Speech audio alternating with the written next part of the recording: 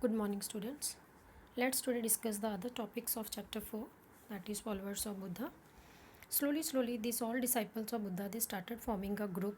That group was called Sangha or organization, and these all disciples were started calling monks. They too became the teachers of Dhamma, and they started teaching Dhamma to the other ordinary people, and their life was very simple. They were possessing only those things which are very important for survival of the human beings, like only once in a day a bowl of the food, that also they were taking from the laity. As the laity means ordinary people, and as they lived on alms means the donation or the diksha which they get from, they were known as bhikshuks, and in Sanskrit we are calling it bhikkhus. Initially only men were only allowed in the sanghas, but later on women also started taking admission into it. According to some Buddhist they said it is just possible because of one of the favorite disciple of Buddha, that is Ananda. And the first woman who joined this organization means that Sangha was Mahapajapati Gautami, who was the foster mother. Foster mother means not a mother who has given birth, but the mother who takes care of the child. That is like in Hindi we are calling Daima. Fine. She became the first bhikkhuni, and many women later on entered the Sangha and they became the teachers of Dhamma also. Those who went on place to teach about Dhamma. Buddha's followers came from many social groups, like they were kings also, wealthy men, even ordinary household, and even there were workers, slaves, and craftspersons. Once they entered the Sangha, then all were regarded as equals. Everyone had to leave their all identities, whether they are king or whether they are slaves, they have to leave outside the group. As soon as they joined the Sangha, they all became they all were treated equally, and they all becomes the disciple of Buddha, and they have to follow the rules of the Gana and the Sanghas, where all decisions were taken through the discussions, and if they failed, then decisions were taken by the vote of the subjects on any of the subjects. So they were taking the vote, then they are taking the decision through the voting system. So here one story is given from the Thari Gatha, that is unique Buddhist text. In that this story has been taken out from Sutta Pitaka. It's a collection of verses composed by bhikkhunis. It provides us the information about women's social and spiritual experiences. Punna she was one of the slave women. She was every day going to the river to fetch water for her master. As she was slave, so she was fetching water for her master. And every day she was seeing that there was some of the brahmanas, those who were taking a ritual bath in that. One day at last she asked one of the brahmana, why you all are taking this ritual bath in this in such a cold. So that brahmana said that ki if anyone had done something wrong in their life time, so after taking bath that all will be get away out of it. So Puna said, whoever told you this, who are freed from evil by washing on the water, ki who told you that ki everyone free from that wrong things when you take bath in this water. So in that case it means that all frog, turtles, and snakes, those who are living in this water, everyone will be then go to the heaven because they have taken bath in this. So she said that ki don't do this and don't hurt your body in such a cold, and don't take bath in this. So what do you think that what it has been told in this story? It has been told about the strict rules, and even it has also we can say an attack on the some of the we can say that narrow mindedness. So rules for monks and nuns were also mentioned here. Ki when any nun or monk, they were, as I told you, that they were just keeping those things only which were very important for their survival itself only. So even the blanket which they were using, one they have to weave themselves only, and when they were weaving one blanket, then they have to keep that new blanket for 6 years. And if before that, when they were using, after 6 years when they have to use is till the time they have weaved a new one, so then they have to confess for it. Confess means they have to confess to the authorized, to the bhikkhus. It is not to be forfeited, means they have to confess for it, like how we are confessing when we do something wrong. So uh, the laws of belonging, then they have to lose that belonging whatever they have weaved. So this everything is telling that ki their life in these sanghas were very strict, and very strict rules has to be followed. Buddhism grew rapidly. Very rapidly means very fast. It grew even both during the lifetime of Buddha also and after his death also, as it appealed to the many people dissatisfied with the existing religious practices and confused by the rapid social changes taking place around them. Why people came? Because many people were satisfied at that time with the all religious practices which were going on all around them in the society. So importance attached to the conduct and values rather than claims of superiority based on birth. And why the people started following Buddhism? Because here very simple rules are there and emphasis were placed on the very simple things, that is fellow feelings, and no rituals, and not so elaborate any rituals and religious ceremonies were there. And even it was told that ki everything whatever is happening just because of the our present karma, so our present karma should be proper and we should be very compassionate, not hurt any insects and all those things. So these were the ideas that drew men and women to Buddhism, and people started preferring Buddhism.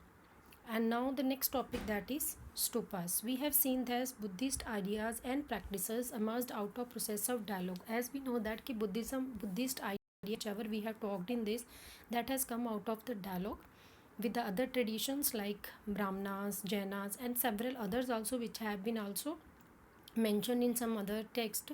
So some of these interactions can be seen in the way it has been sacred places. Like from earlier times, people tended to regard certain places as sacred. These included like some special trees like people tree, we regard it very sacred. Then some rocks or some maybe a place of natural beauty. These sites with small shrines means a place which we regard as the sacred just because it belonged to some sacred person. So these were sometimes known as chaityas also, where otherwise chaityas meaning is funeral pyre.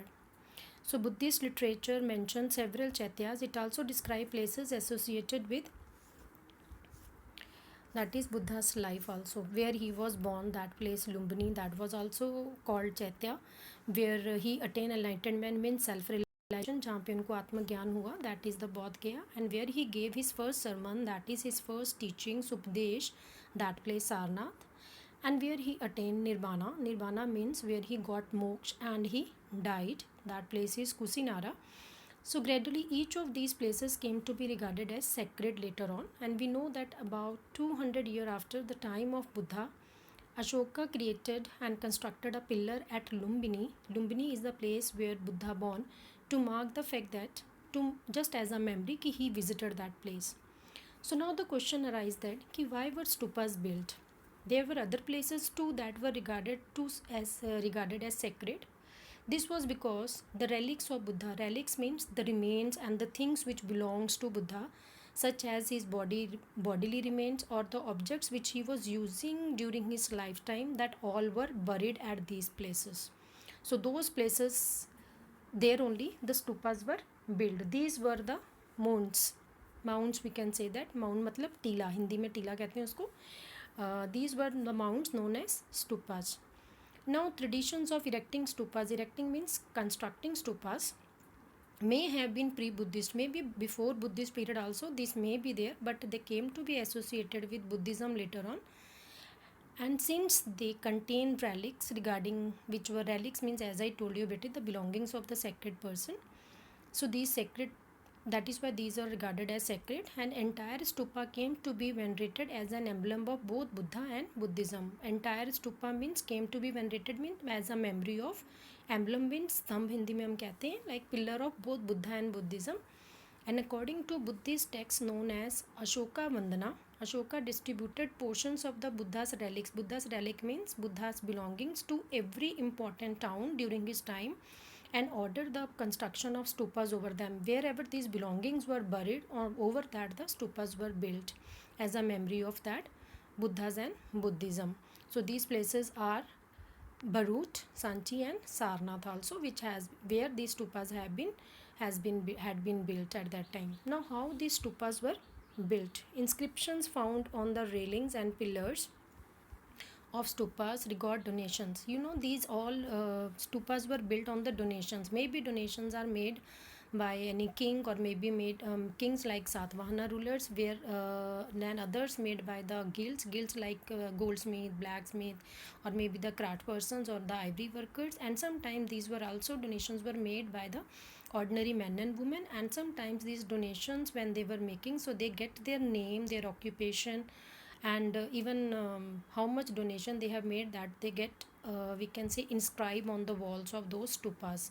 Bhikkhus and bhikshunis also contributed towards building these monuments. Now, how the structure of the stupas have been built? The stupa is a Sanskrit word meaning a heap. Heap means ढेर. जैसे किसी भी चीज़ का ढेर होता है ना, like that, piles what we are calling, originated as a simple semicircular. It is a simple semicircular you means no bete, that is the semicircular mound of earth. Later it was called andakar. So gradually it evolved into a more complex structure later on when it balancing round and square shape. And above the anda was the harmika means a balcony like structure that representing the abode means residence of the gods. So when we talk about this ki how its structure is, so arising from the harmika means that, as I told you, bete balcony kind structure was a mast called yashti, often surmounted by the chatri or umbrella type structure was built on it. So around this mound was a railing separating the sacred space from the secular world.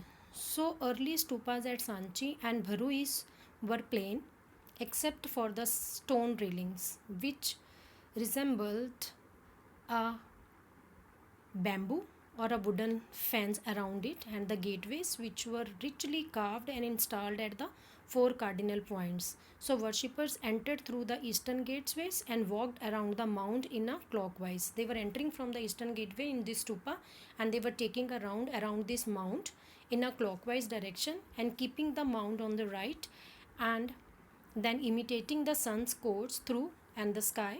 And later the move of this stupa came to be elaborately carved with niches and sculptures. These all niches and sculptures you might have read in the chapters of Mughal architecture in grade 7 also. So niches and sculptures as it is constructed at Amravati and Shahji Ki Dheri in Peshawar, Pakistan. So this is students all about the structure of the stupa. So tomorrow again I will be there with the next topic. So till then, goodbye.